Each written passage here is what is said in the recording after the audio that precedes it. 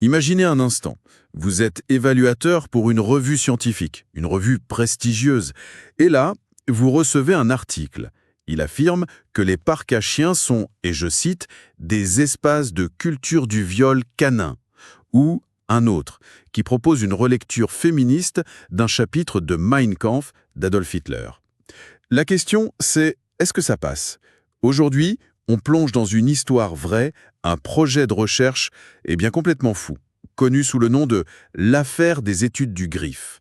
Pendant 1 an, 3 chercheurs ont fait exactement ça, écrire des articles volontairement absurdes et les soumettre aux plus grandes revues de certains domaines des sciences humaines. Et il faut tout de suite le dire, ce n'était pas juste une blague. Pas du tout. Leur démarche, en fait, était bien plus sérieuse. Ils voulaient exposer ce qu'ils percevaient comme une dérive dans certains champs de la recherche, des domaines qu'ils ont eux-mêmes baptisés les études du grief. Pensez aux études de genre, à la théorie critique. Pour eux, ces disciplines ne cherchent plus à comprendre le monde, mais à le problématiser, c'est-à-dire à y voir partout des rapports de pouvoir, des injustices basées sur l'identité. C'est exactement le sujet du jour. On va décortiquer leurs méthodes, s'attarder sur les articles qu'ils ont réussi à faire publier, et franchement, certains sont hallucinants. Et surtout, on va essayer de comprendre la question de fond que ça soulève. Comment on fabrique le savoir aujourd'hui? Et comment on le valide? Absolument. C'est une histoire qui mêle l'absurde, l'humour, mais qui pose des questions très sérieuses sur l'université. On va voir comment ils ont monté leur coup et comment une idée, si elle est bien enrobée dans le bon jargon, Et qu'elle va dans le sens du vent idéologique, exactement. peut être vue comme une recherche de pointe. Alors la première question, c'est évidemment comment ils ont fait. Concrètement, comment on arrive à faire passer des idées aussi folles.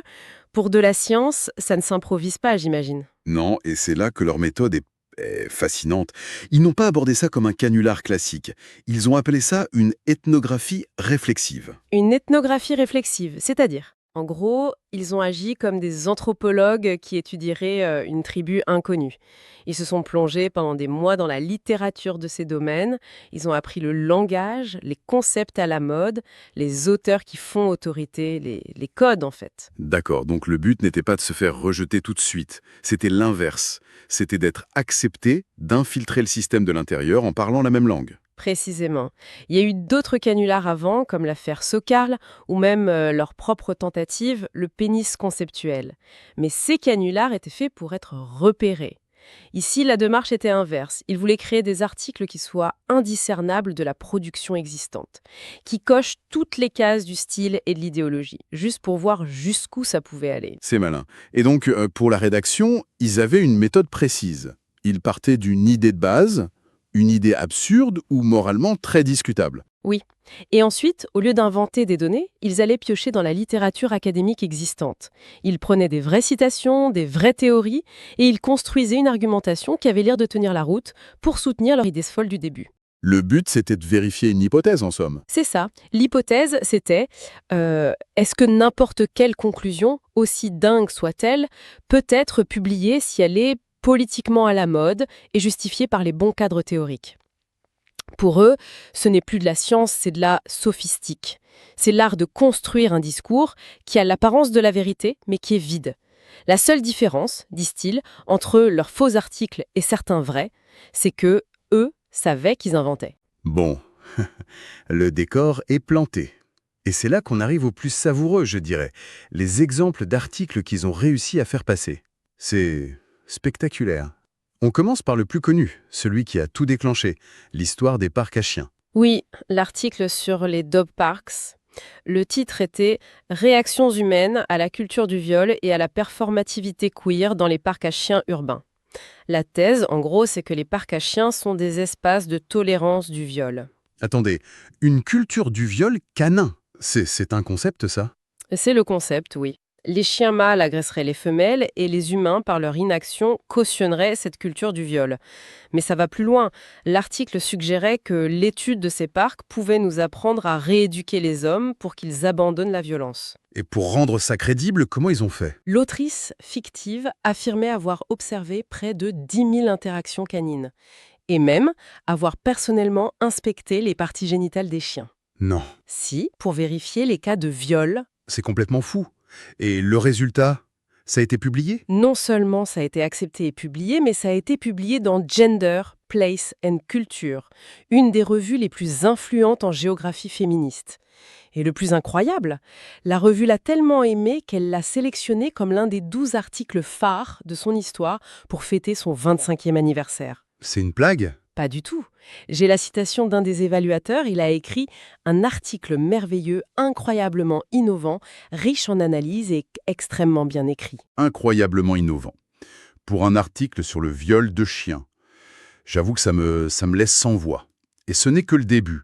Il y en a eu un autre, encore plus troublant peut-être, le fameux Mein Kampf féministe. C'est exact. L'article s'intitulait « Notre lutte est ma lutte ». Il se présentait comme un appel à un féminisme solidaire contre le féminisme néolibéral, jugé trop individualiste. Le piège, évidemment, c'est que le texte était une réécriture quasi mot pour mot d'une partie du chapitre 12 de Mein Kampf. Comment ça? Ils ont juste remplacé les références d'Hitler à la nation et aux juifs par des concepts féministes, la sororité, le patriarcat. C'est terrifiant comme idée. Ça suggère que certains schémas de pensée, qu'ils viennent de l'extrême droite la plus abjecte ou de cette frange du féminisme, sont interchangeables si on change le vocabulaire. Et alors il a été accepté où, celui-là? Il a été accepté pour publication dans Affiliat. C'est une revue très respectée dans le domaine du travail social féministe. Les évaluateurs ont trouvé l'argumentation solide et le projet intéressant. Personne n'a vu d'où venait le texte. C'est incroyable. On continue la liste, parce que je sais qu'il y en a d'autres. Celui sur les joues, l'ego d'émiché. Ah oui. Alors là, la thèse, c'était que les hommes hétérosexuels qui pratiquent l'autopénétration anale avec des jouets sexuels deviennent moins transphobes et plus féministes. Pardon? Oui. L'idée, c'était que cette pratique leur permettrait de déconstruire leur masculinité toxique. Voilà. Et ça a marché aussi? Publié dans la revue Sexualité and Culture. L'un des rapporteurs a dit que c'était une contribution incroyablement riche et excitante à l'étude de la sexualité et de la culture. C'est toujours le même schéma, en fait. Tant que la conclusion est jugée progressiste, la méthode ou la plausibilité de l'idée, ça n'a plus aucune importance. C'est un peu comme cet article sur le bodybuilding pour personnes grosses, non? Le fat bodybuilding, oui. L'argument était que notre société valorise le muscle et méprise la graisse uniquement à cause de normes culturelles, oppressives et grossophobes. La solution, c'était donc de créer une nouvelle discipline, le fat bodybuilding. Qui consisterait en quoi? Eh bien, pas en une activité physique, ce serait une forme de performance. On exhiberait un corps gras comme un acte de résistance politique. Donc, ne rien faire et prendre du poids deviendrait une discipline militante. C'est un bon résumé, oui. Et ça a été publié dans la revue Fat Studies. Il y a même un évaluateur qui a écrit dans son rapport, et je cite encore, « À la page 24, l'auteur écrit « Un corps gras est un corps légitimement construit ». Absolument d'accord. C'est un tableau assez complet, mais il y a un dernier exemple, je crois. Celui qui n'a pas été publié, mais qui est peut-être le plus choquant d'un point de vue éthique. L'histoire de la pyramide progressive en classe. Oui, c'est le plus extrême, clairement. L'article proposait que pour lutter contre les privilèges, les enseignants devraient activement discriminer leurs étudiants selon leur identité. Les étudiants de groupes privilégiés, comme les hommes blancs, devraient être ignorés, leurs questions laissées sans réponse. On les inviterait à se taire, en somme. Exactement. Mais il y avait une suggestion encore plus radicale. Ah oui, c'est vrai. Pour leur faire expérimenter des réparations, l'article suggérait qu'on pourrait les faire s'asseoir par terre, enchaînés,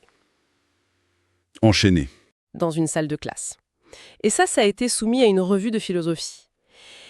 Quelle a été leur réaction ? L'article a été soumis à Hypatia, une des plus grandes revues de philosophie féministe. Alors, il n'a pas été accepté directement, mais il a reçu la décision « rejeter et resoumettre », ce qui, dans le monde académique, est une forte incitation à continuer. C'est un encouragement, oui. Les évaluateurs ont trouvé l'idée solide et une contribution forte potentielle. Mais le plus stupéfiant, c'est qu'aucun des rapports n'a soulevé la moindre objection éthique. Pas une seule. L'idée de mettre des étudiants en chaîne n'a choqué personne. Mais comment c'est possible? Comment un évaluateur peut lire ça sans que toutes les alarmes éthiques ne se déclenchent? Qu'est-ce que ça dit des priorités? Ça suggère que pour certains, dans ce domaine, la préoccupation pour la justice sociale telle qu'ils la définissent l'emporte sur des principes éthiques fondamentaux.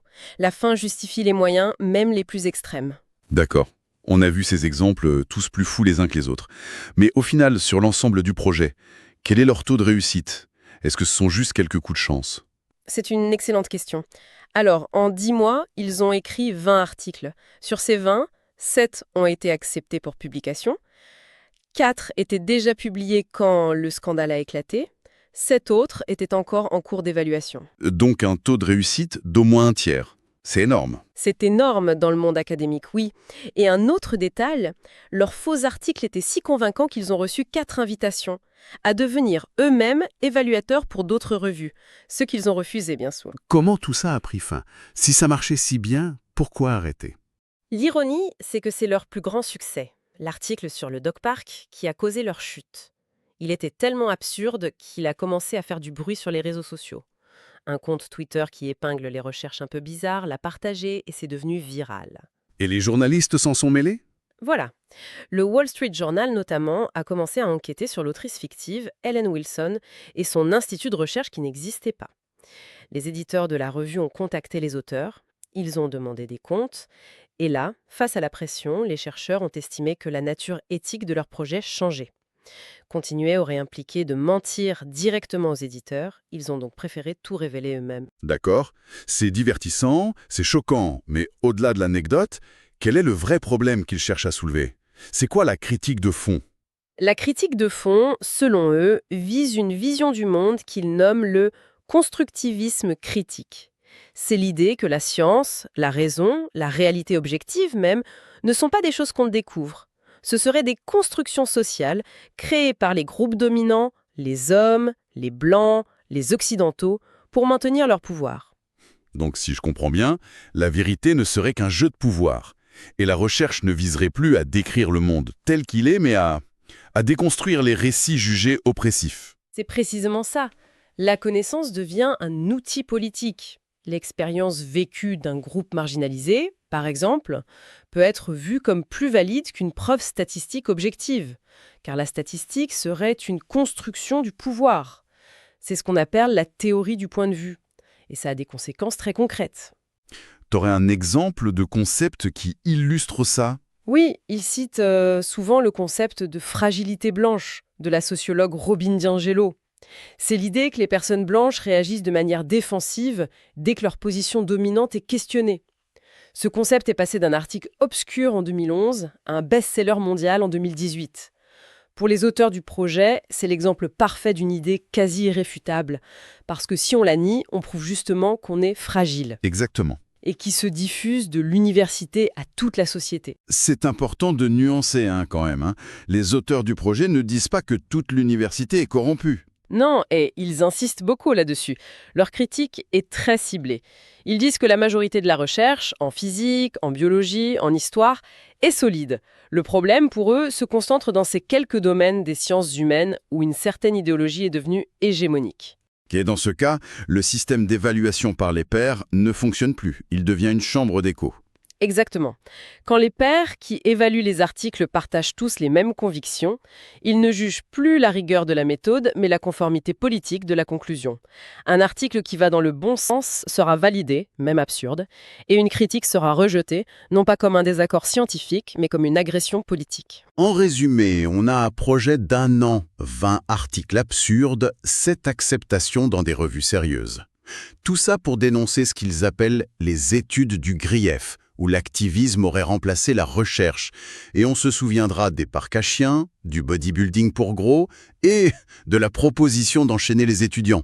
C'est une critique radicale. C'est une critique radicale, oui, mais leur conclusion n'est pas de tout jeter. Ils appellent les universités à faire le ménage, à examiner ces domaines de près. Ils estiment que les sujets, le genre, la race, l'identité, sont importants. Mais il faut, selon eux, séparer la recherche sérieuse de ce qu'ils appellent la sophistique militante.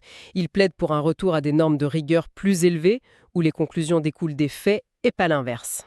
Ce qui nous laisse avec une pensée finale, une question à méditer pour la suite. Oui. L'évaluation par les pairs, c'est notre étalon or pour certifier la connaissance.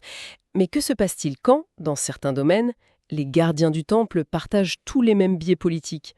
Comment une discipline peut-elle s'autocorriger si elle considère toute critique, même interne, non pas comme un débat scientifique, mais comme une attaque visant à préserver un ordre injuste? C'est toute la question.